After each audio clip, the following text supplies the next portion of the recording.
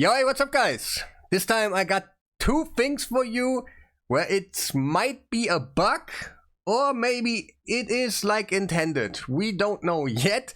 You guys gotta tell me because they actually make sense. On paper, it totally looks fine. But also you never know if it's like an interaction that Plarium doesn't want us to do and stuff. So we gotta kind of wait for it. But also let me know what you think later of it because it kind of makes sense. But before we gonna jump into it, make sure to press the like button, subscribe if you haven't done already, to let the algorithm know that I exist. What is the thing? The first thing comes directly from MTG Jedi, a fellow content creator, and I will put a link in the description where you can check out the original. And yeah, that's how I got the information, but it is a really crazy one because it affects everyone that does a self-inflicting, wait, where is it? Yeah, right there, self-inflicting debuffs, like Umbral. Because right here, she's gonna use her skill on a 5-turn cooldown, but then puts block active skills on herself. That is not a good one. This champion could be amazing for Hydra. I'm not gonna lie, I used her at the beginning when Hydra came out, and she did a okay job, but could be better.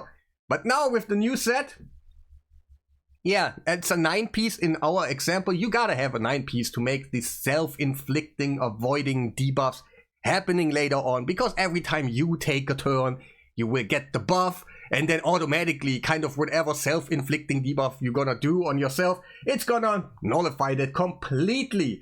So in our case, we can do the avoid the block active skills. And then we have actually a block buffs. Usually it was the same. Wait, let me show you. Like, you probably don't believe me. Yeah. But let's go quickly somewhere in here, like Doom Tower or something. Like, I was just a normal.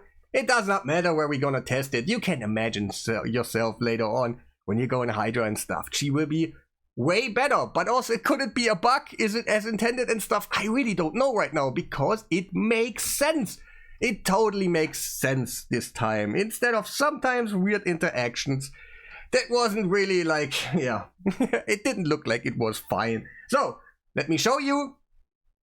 We go with Umbra in there. Is there auto? No, there's auto and no auto. So, we're gonna use that skill that usually gonna do a self-inflicting debuffs. I have in mind Sky Touch Shaman, for example. She puts the decreased speed on herself. That was always so nasty. But with this gear, that is actually quite available for other, like for even mid-game players and stuff. This could be quite game-changing for some characters.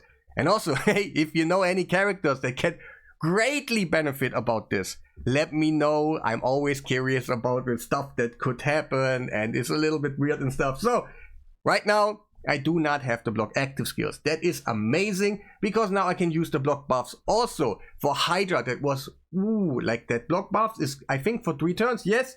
And also, like, you can provoke for 2 turns. It is a 5-turn cooldown.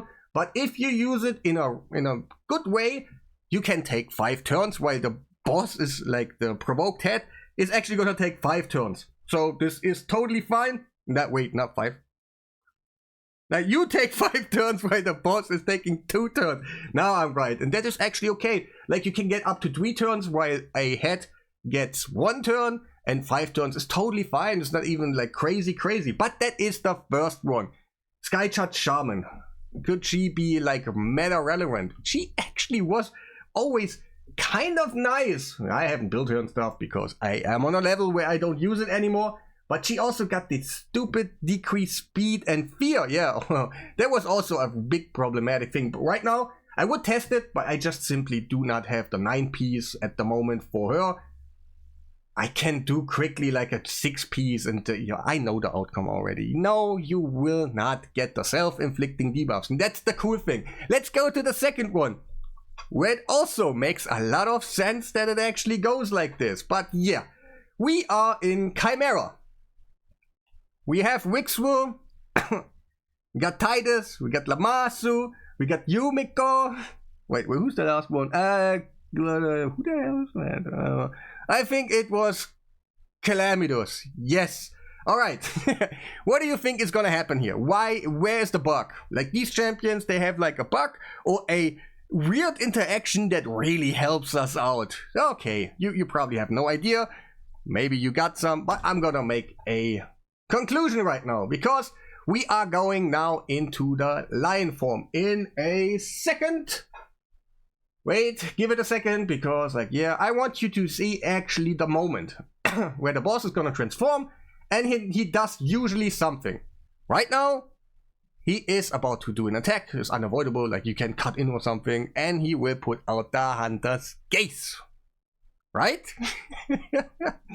No, not anymore. That's how pro gamers actually do the Yumeko thing for like Lamasu Yumeko to Yumekos, where you endless spam your skill and stuff, get billions and really crazy damage, and that's how they do it. And they just use Yumeko with the most defense, and she's actually gonna debuff block the Hunter's Gaze. That means the shield what we have right now, it is completely saving us. That usually don't happen. The lion form is always gonna ignore your shields, and that is sometimes really hurtful. Like, just imagine he would ignore my shields at the moment. He would attack Titus. Most of the case it's Titus, and then he probably would die at some point. There is a option that you can survive by having Life Drinker, you do your skill, and there are still strategies, but it makes it so hard. And yeah, just Yumeko can cut in because she got a passive. I think it's a passive or maybe on the skill or something. But when she has Perfect Veil, she is immune to debuffs. That means also Hunter's Gaze, and in the future probably for other things. Maybe. I haven't thought about it. But if I put my Yumeko in the team and I have Perfect Veil for Hydra, do I ever get eaten on my Yumeko? I haven't tested it yet because it just came into my mind. But yeah, another weird interaction where you also could use probably Solinar, other champions that are immune to debuffs. Maybe Solinar is he doesn't have the completely immune to everything thing. I can't quite remember, clear me out, but there's probably other champions that can do the same thing as Yumeko, that they are just immune to debuffs and they will just not get the Hunter's Gaze. Because technically, Hunter's Gaze is a little bit different, guys. Like, when I think about it, in Hydra, you get the mark and it will just go downwards and you have no interaction with it. Like, there is nothing you can do with it. But Hunter's Gaze is actually a cleansable thing in this game. So again, I think that makes totally sense that we have an action like this. But also we don't know about Plarium, what they think. Maybe there's something they overseen. The Mercurial thing, like this one. Wait, yeah, on my Umbral. Maybe Plarium already has some, yeah, champions in mind, what they already designed, they built, and they do have some totally overpowered skills, but then they kind of self-lock out yourself, like that Umbral is gonna do. Yeah, but if you can totally avoid it, then maybe there's a new buff, super unkillable or something, and it can always be go hour, blah blah blah. You kind of know what I mean, but then if you avoid the punishment about whatever these cool skills are, then it's gonna maybe be a problem for the future. So this one is kind of, I think, it's gonna be gone. Like, for me, it screams like bug or a weird interaction that they don't want. But this one is kind of, it makes sense because you can cancel off the debuff, and if you are immune to debuffs, it just simply cannot reach you, and you can get it.